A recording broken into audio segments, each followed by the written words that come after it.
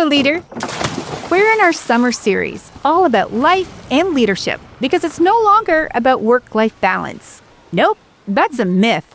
Realistically, when you are leading a business and a team with family and community obligations, it's all about work-life integration. So today, I'm sharing about one of the very best decisions I made a few years ago that seriously lights me up and helps to remind me about the power of women. It was easy to start doing, it's fun to do, and I look forward to it every time. It's my supper club, and after you hear about it, you might want to start one too. Welcome to the Stacking Your Team podcast, smart leadership for women who mean business. If your business has grown and your team has grown, but it still feels like too much depends on you, this is your podcast. I'm your host, Shelli Warren. Each week, you'll get practical leadership strategies to help you build leaders, create more accountability across your whole team, and stop being the default decision maker in your business. Because your business should be able to grow without requiring more of you.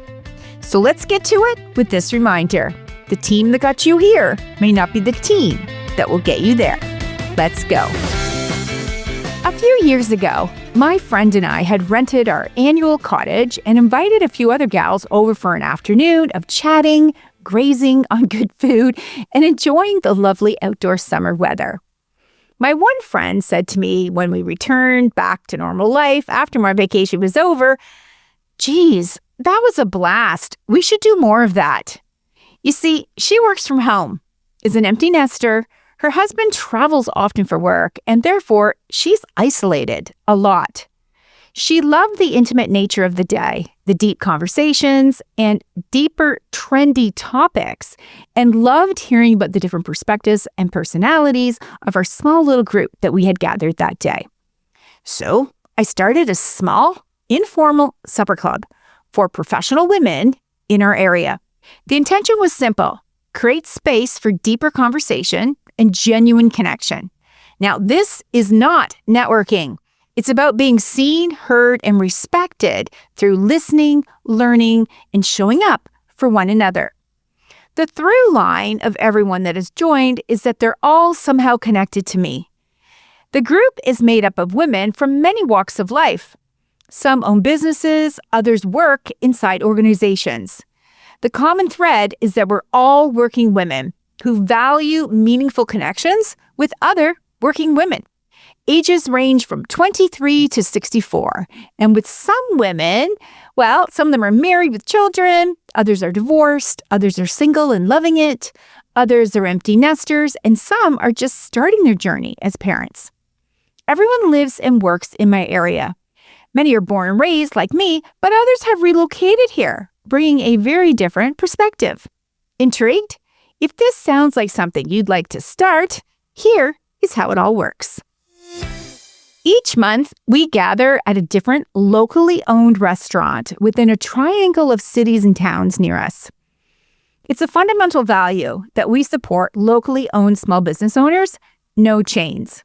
Weather for driving is a factor, of course, up here in the Great White North, so I plan the locations based on the season. I make the reservations, and we confirm the date of our next gathering at the end of each supper. So what do we do when we get there? Well, I bring one thoughtful question to the table each month, something that opens conversations and invites different perspectives, experiences, and especially stories. No one knows what the question will be, and I randomly choose who's next to share, rather than doing the normal, round robin style of engagement. The idea is that it prompts each person to be ready when their name is called, and because they don't know when that will be, they tend to pay more attention to the person who's speaking, rather than getting all up in their own heads, not truly listening, just waiting to go next. Now, there's no pitching, no selling, no referrals, no expectations, and no membership fees. And each person is responsible for their own restaurant bill. We typically wrap up by 8 p.m.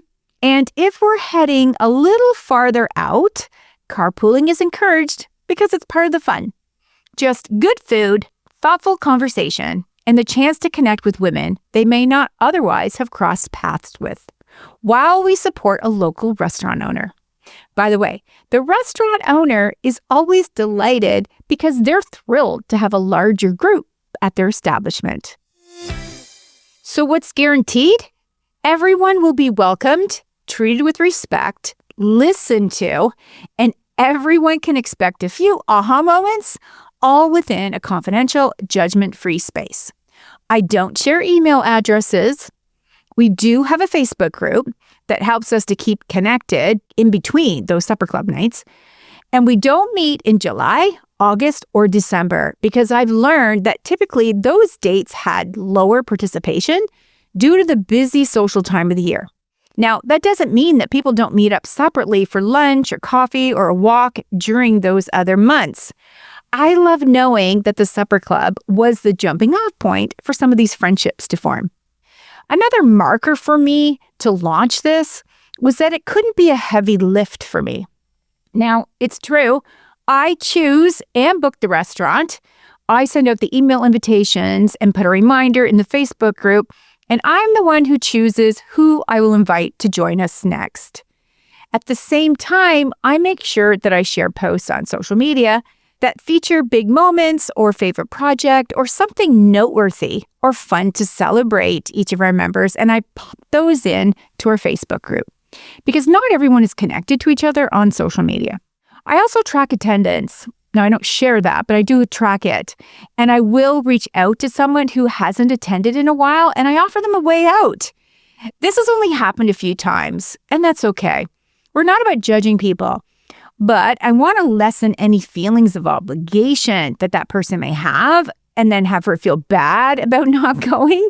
If this isn't really what she's into, or maybe this isn't a fit for her, I want to give her the way out. Something else that makes this experience unique is that we don't take photos. We don't take photos. Our gatherings are not about creating any kind of social media moment, and no one is on their phone until the end of the night when we choose the date for our next gathering. Everyone tells me that this is refreshing. No phones, no creating any kind of mean girl or FOMO moment for anyone else. They love the intimacy of it all. They love creating space for everyone to talk, and while everyone else listens, it's holding the space and the grace for each person to say what's on her mind in relation to the question I prompted. I remind them that anytime a woman can have the floor is a moment to grab a hold of. I encourage them to practice being spontaneous, as there's no grammar police here. Nobody's boss is listening or grading their speaking skills, but it's a chance to hone those communication skills, all in a very safe setting. There's 20 women in the club right now, but we've never had all 20 at a supper. I mean, after all, these are working women and life happens. Often they give up their chance for a night out to give way to a family member's need, or, as you know you do, putting your kids or your spouse before your own needs. It's wonderful to hear how much they look forward to these gatherings. For some of them, it's their chance to dress up, skip the dishes, have an adult conversation, and stop thinking about work for a bit, or hear a different point of view or a different way of thinking about something.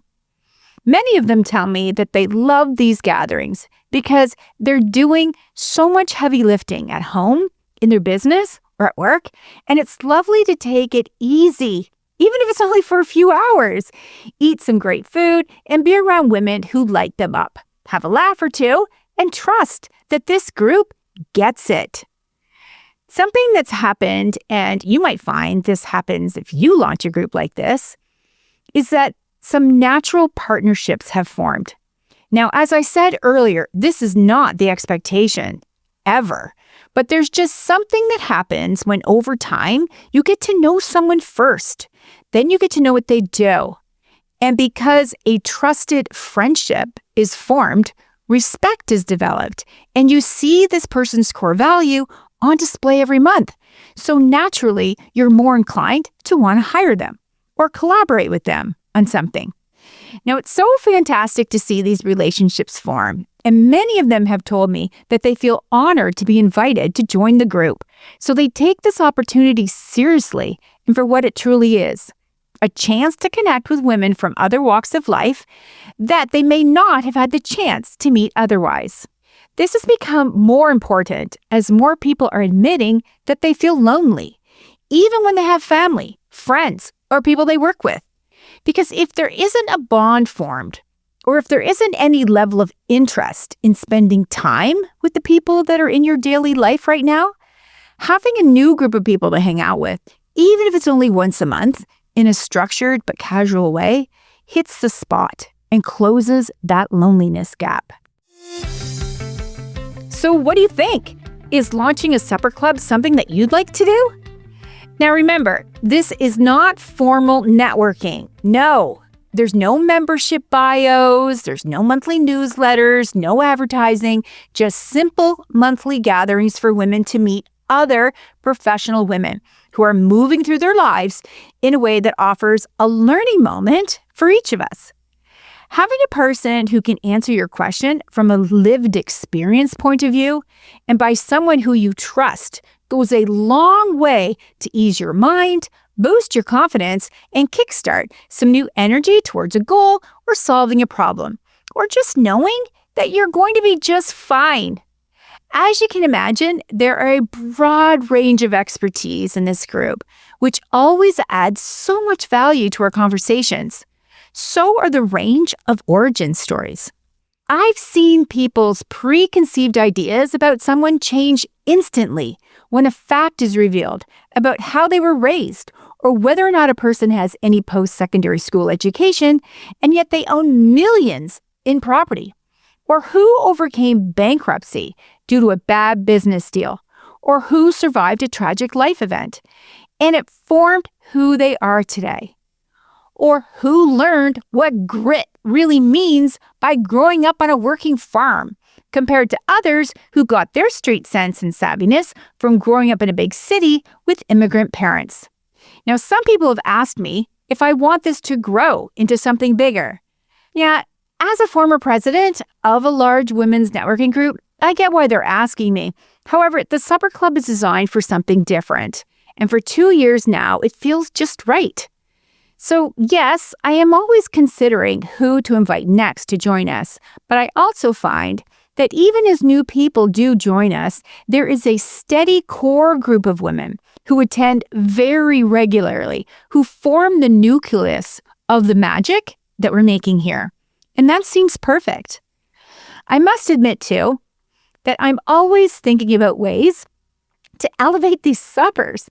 I'm always on the prowl for new locations, and I'd love to host a special annual supper that looks and feels a bit more elevated, maybe with a special guest.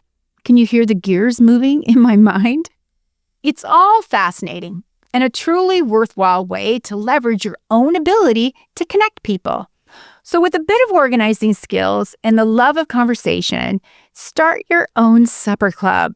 Why not try it out just once and see how it goes? If you've made it through to the end of this episode, bravo! That tells me you're primed to expand your leadership skills.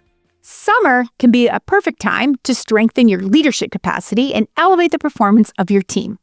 You know, for many service-based businesses, schedules shift during the summer.